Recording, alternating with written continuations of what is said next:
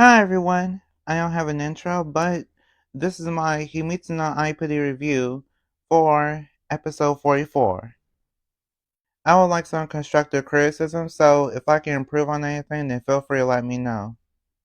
Support on this video will let me know that you want more Aipri episode reviews. Here's a list of the characters in case you're new to Aipri. The main characters are Himari and Mitsuki.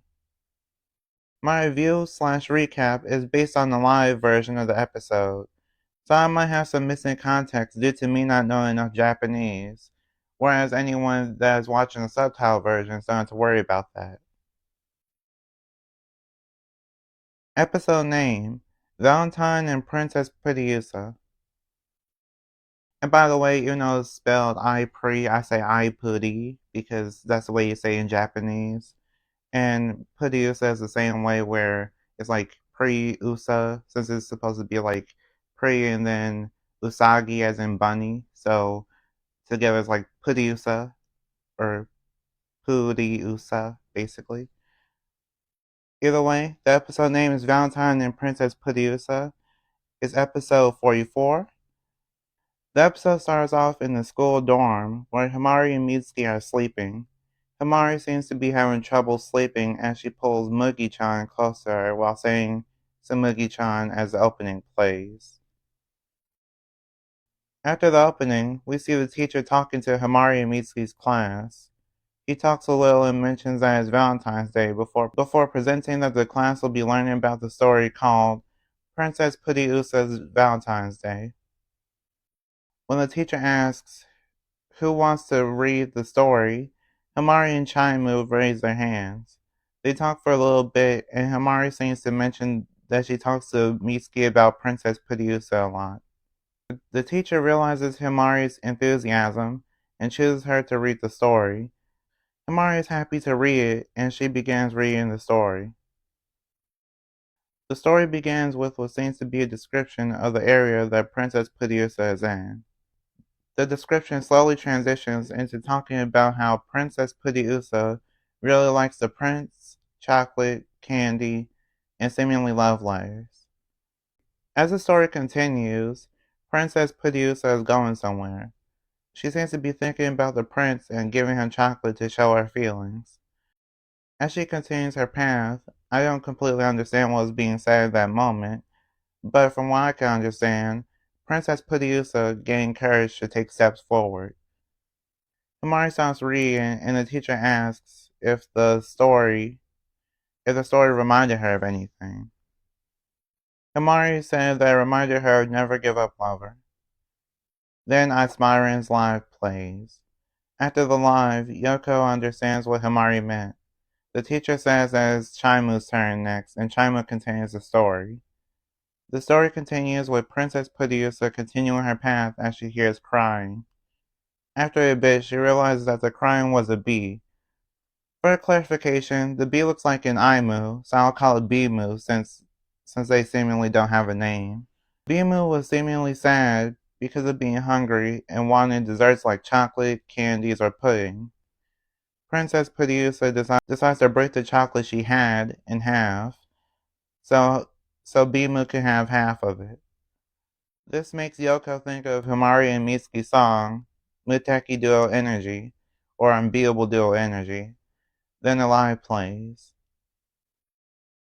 After the live, Yoko apologizes and seems embarrassed like she was daydreaming. The teacher reassures her that it's okay and chooses Mitsuki to read the next part of the story. Himari tells Mitsuki to do her best as the commercial break happens. After the commercial break, Mitsuki begins to continue the story where it left off. Princess Puriusa continues her path to the prince after feeding Bimu. While Princess Puriusa is walking, she is thinking about seeing her prince and possibly giving him the love letter. She is suddenly stopped by the realization that there's a river in front of her that breaks up her path. Princess Puriusa thinks of the idea that she can hop over it because she's a bunny. Her attempt to hop over the river was met with her seemingly tripping and rolling right into the river directly. She was struggling to stay afloat until a tree picked her up and saved her from drowning. For clarification, I'll call the Tree Father for now because he doesn't have a name either. Princess Pidiusa talked to Tree Father for a bit and decided to repay Tree Father by giving him the other half of her chocolate.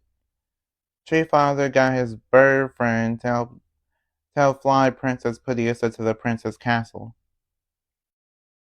As Princess Pidiusa stands in front of the Princess Castle, she starts crying because her dress got ruined due to her rolling into the river, but not wanting the prince to see her like that. Bimu returns and talks to Princess Pidiusa before creating her new cord called the Valentine Letter Cord. Princess Pidiusa thanks Bimu for the outfit and meets the prince in her new cord. She gave him the love letter and they lived happily ever after. The end. The class expressed their enjoyment of the story after Mitsuki finished reading it. Himari fell asleep after getting caught up in the story, but she was woken up by Tsumugi calling her from the Aipri verse. Tsumugi says something about a wonderful chord and asks to do it live with Himari and Mitsuki, to which they both agreed to do. Himari and Mitsuki go into the Aipri verse and meet Tsumugi in the secret place. Tsumugi says something like, "Hurry, let's have a live," and Himari and Mitsuki agree again. Secret friends have their live, this time with the Valentine's letter cords that Princess Pidiusa was wearing. After the live, Himari is seen sleeping and the teacher hopes that she has a nice dream. Mitsuki says something like, "I'm sure he has a nice dream," as we see Himari sleeping more. The episode ends with Himari hugging Mugi-chan while having tears in her eyes, like at the beginning of the episode. She says something about saving someone or wanting to be saved. Final thoughts. This episode was really confusing for me and some other people seemed confused too. From what I can tell, this episode is a dream that Himari was having, since she had trouble sleeping and couldn't stop thinking about Tsumugi. Tsumugi is Mugi-chan, so her hugging Mugi-chan is like her wanting to hug Tsumugi. In the dream, she was able to have a live with Tsumugi again. And even being called by Tsumugi was something that she probably wanted, as a way to know that Tsumugi is okay.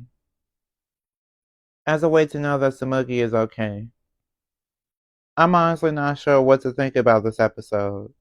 The story being told with Princess Pidiusa is heartwarming, but it doesn't really give us more information on anything that's going on currently, at a time when the fans want to see what's happening next in the story.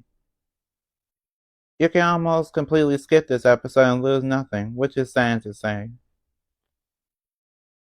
One thing that's funny to me is how Tsumugi's personality seems to change whenever they want it to. In this episode, she seems really excited to have a live with Himari and Mitsuki, even though she doesn't normally act like that. The good part is that I was right about the Valentine's letter chords being used for this episode. Valentine's Day is one of my favorite holidays, so I'm glad to see it in the anime despite my feelings towards this episode being mixed. Based on the next episode preview, it seems like everyone will work together to make a plan to save Tsumugi. We also see that the pumpkin seems to be reacting to Himari's touch, so I'm interested in how Himari and Mitsuki will free Tsumugi. It's weird how Tsumugi is back in her normal form again, though. The only reason why I think she's in her normal form is because of the first visual for Himitsu no Aipri, since it showed her looking like she was falling or was asleep. In this episode preview, we see her looking like she's falling or she's asleep, so this is probably what we've been waiting for this whole time. We also see Dark Chi and Regular Chi looking at each other. I hope this is a sign that Chi will be able to accept her insecurities after everything that's been going on. Anyway, thank you for watching my episode review on Himitsu no Aipri episode 44. I hope you enjoyed it. Don't forget that you're a shining star in your own way, so be the star that you're meant to be. Keep being amazing and I'll see you next time.